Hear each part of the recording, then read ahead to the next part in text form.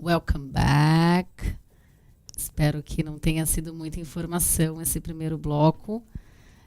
A gente vai ver mais alguns exemplos sobre esses artigos definidos e indefinidos, retomando aí para ficar mais claro, tá?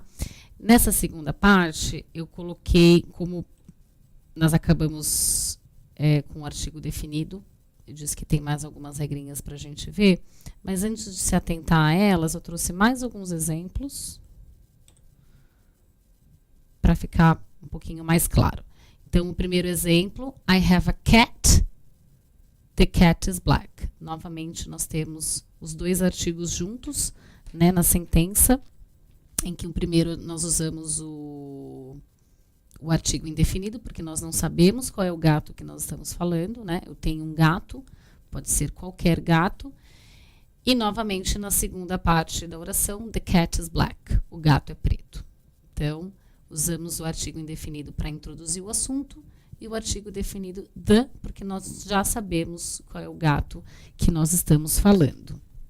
Acabei perdendo a minha canetinha, mas logo eu acho para ajudar vocês nas referências. Achei. Vamos lá. Voltando para o segundo exemplo.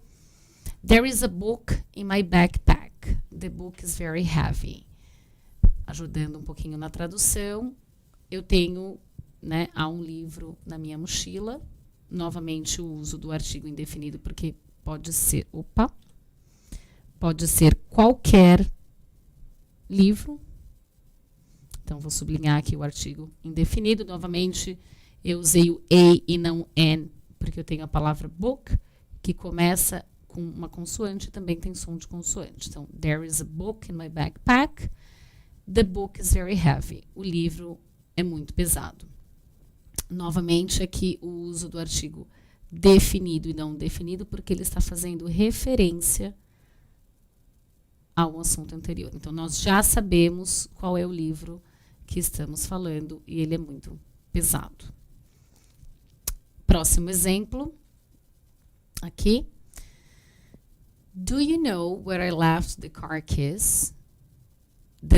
Coloquei vou sempre colocar entre parênteses, acho que vai facilitar para nós a explicação da frase, né? Então, você sabe onde eu deixei as chaves do carro? A explicação que eu dei foi: the listener knows which specific car keys you were talking about. Então, o ouvinte, ele sabe quais são as chaves, porque ele conhece o seu carro. Por isso, o uso não faria sentido a gente usar um artigo indefinido, porque nós sabemos que é a chave do meu carro que nós estamos falando. Por isso, novamente, aí o uso do artigo definido the e não do indefinido. Próximo exemplo aqui. Do you own a car? Is the car blue?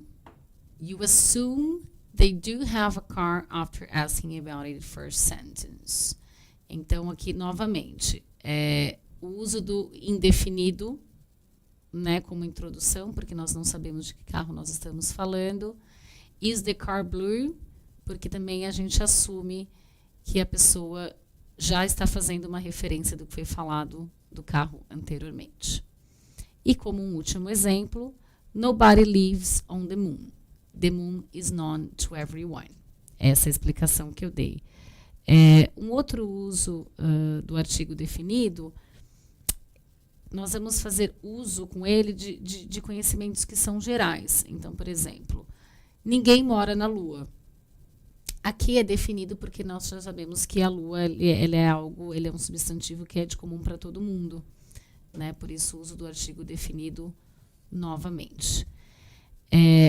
Acredito que esses exemplos tenham facilitado um pouco mais nesse jogo, né? Mas a questão é muito simples. Indefinido, ele sempre traduz algo não específico, mais generalizado, com essa conotação de introdução sobre um assunto, e o definido sempre com essa característica específica do que eu sei, do que o ouvinte sabe, né? Então, sempre dessa parte específica e fazendo referência ao que já foi dito anteriormente. No próximo bloco, nós vamos entrar...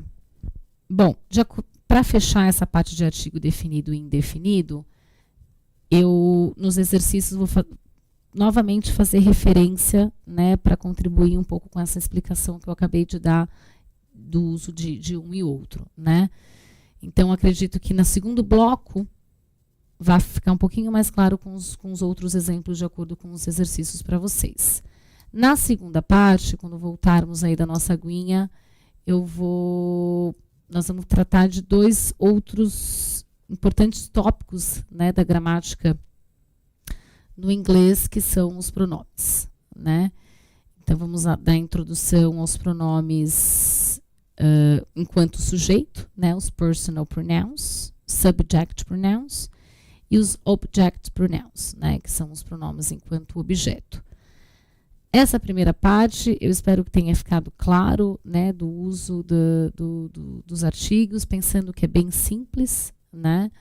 O a e o an, enquanto artigo definido, é sempre bom ter essa referência como algo generalizado, não específico, né, introdutório de um assunto, pensar somente naquela regrinha de quando eu uso o a e quando eu uso o an, pensando no substantivo que vem em seguida, se ele tem um som de consoante ou se ele tem um som de vogal, né?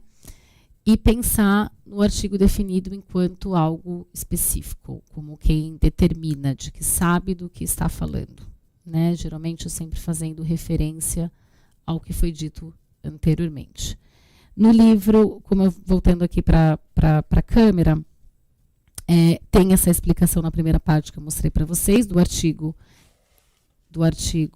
indefinido, né, com os exemplos que a gente fez no papel, e na segunda parte, do artigo indefinido, que foi o que a gente disse também. Aqui, ó.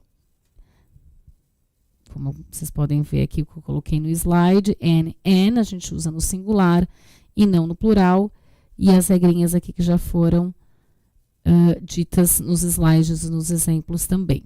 Então, quem tiver dúvida, é um outro material que vocês podem ter em mãos, mas o assunto é bem simples mesmo. Nos exercícios a gente vê mais alguns exemplos, voltando para cá, a gente vê mais alguns exemplos desses artigos e do emprego deles na frase, tá? Vamos tomar uma aguinha, retomamos no próximo bloco com um novo assunto já introduzido aí dos pronomes também.